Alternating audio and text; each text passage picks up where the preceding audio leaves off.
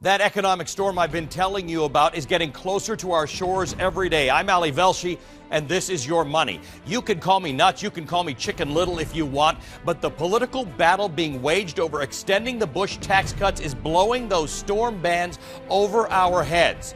Look, you don't need me to tell you that our economy is on the brink of weakening again. You feel it every day. The latest CNN ORC poll shows just 27% of you say the economy is in good shape. 73% feel that conditions are pretty poor. And while rays of hope peek through the clouds from time to time, the U.S. economy is fragile right now. Families are facing long-term unemployment. There are foreclosures, higher student loan payments, higher medical costs. So the notion that you may have to pay higher taxes by next year could make you to decide not to spend money you otherwise would have spent. I get it.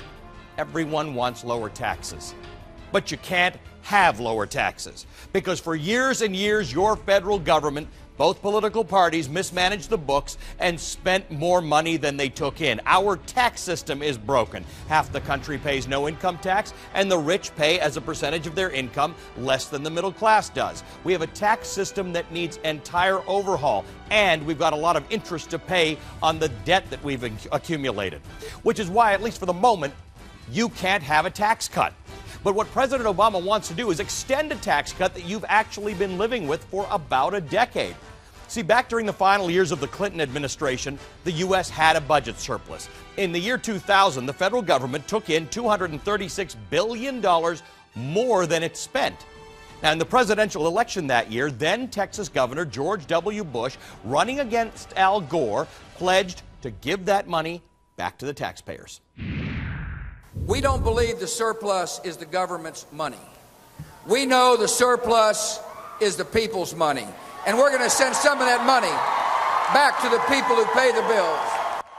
And send it back he did when he became president through temporary tax cuts in 2001 and 2003, known as the Bush tax cuts.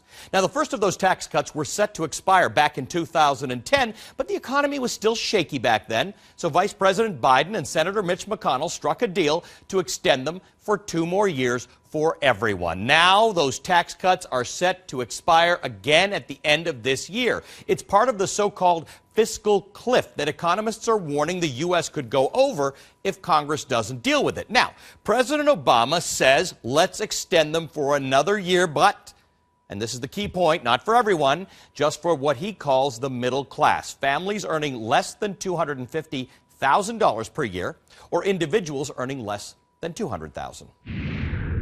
I believe that we should make sure the taxes on the 98% of Americans don't go up, and then we should let the tax cuts expire for folks like me, for the top 2% of Americans.